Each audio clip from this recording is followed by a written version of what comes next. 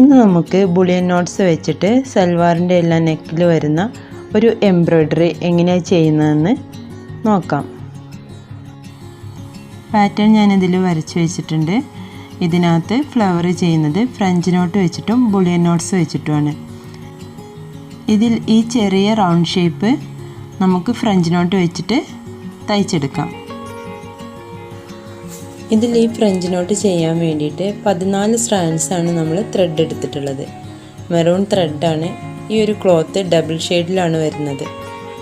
ബ്ലാക്കും മെറൂണും ആയിട്ട് ഡബിൾ ഷെയ്ഡായിട്ടാണ് ഈ ഒരു ക്ലോത്ത് വന്നിട്ടുള്ളത്.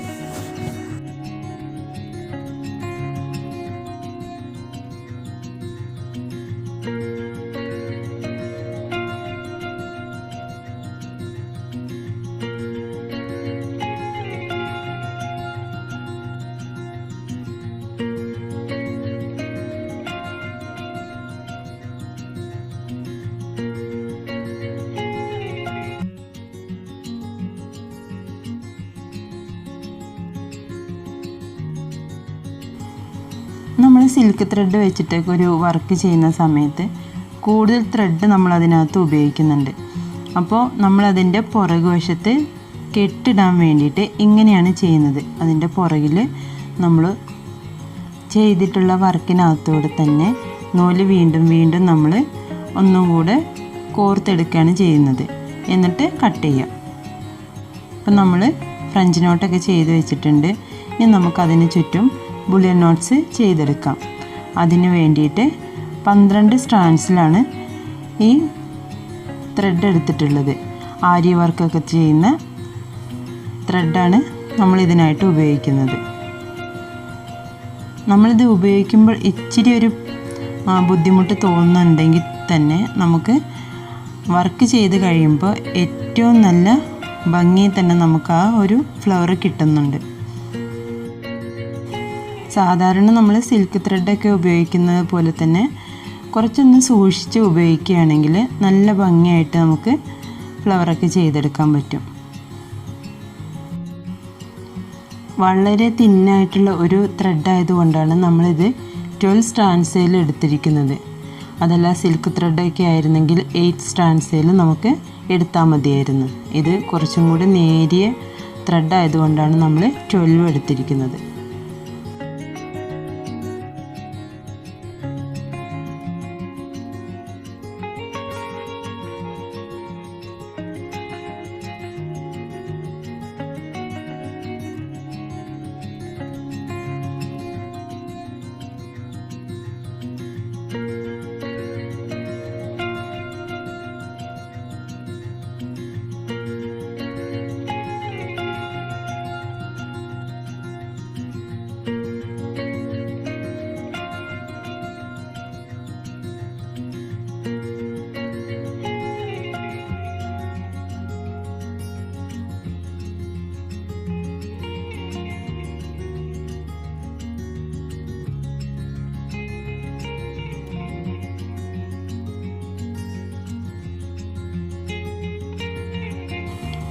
ഇനി നമുക്ക് ഈ ഫ്ലവർ എല്ലാം ഈ ബുളിയൻ നോട്ട്സ് വെച്ചിട്ട് നമുക്ക് ചെയ്തെടുക്കാം.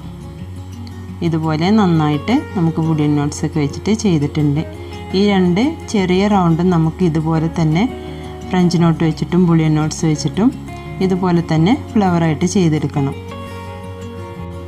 ഇനി നമുക്ക് ലീഫ് എല്ലാം ഒന്ന് ചെയ്തെടുക്കാം. അതിനായിട്ട് നമ്മൾ ഫിഷ് ബോൺ സ്റ്റിച്ചാണ് ഇതിൽ ഉപയോഗിച്ചിരിക്കുന്നത്. ഈ സ്ട്രാൻഡ്സാണ് നമ്മൾ ത്രെഡ് എടുത്തിരിക്കുന്നത്.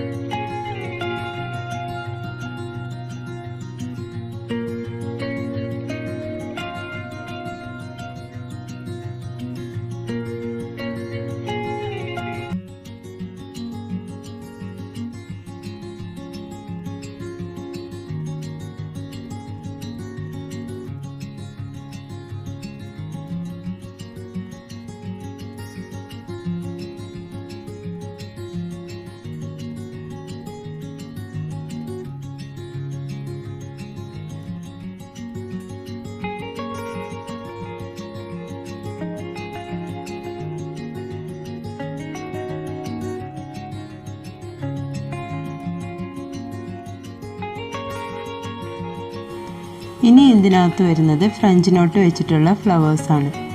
അതിനായിട്ട് നമ്മൾ എടുത്തിരിക്കുന്നത് 4 മെറൂൺ ത്രെഡാണ്, അതുപോലെ തന്നെ 4 ഗോൾഡൻ ത്രെഡാണ്. ഇത് നമ്മൾ ഒന്ന് ഫോൾഡ് ചെയ്തിട്ട് എടുക്കുകയാണ് ചെയ്തിട്ടുള്ളത്. അപ്പോൾ നല്ല മെറൂണും ഗോൾഡനും കൂടെ മിക്സായിട്ട് നല്ല ഭംഗിയിൽ നമുക്ക് ഒരു ഫ്രഞ്ച് നോട്ടായിട്ട് ചെയ്തെടുക്കാൻ പറ്റുന്നുണ്ട്.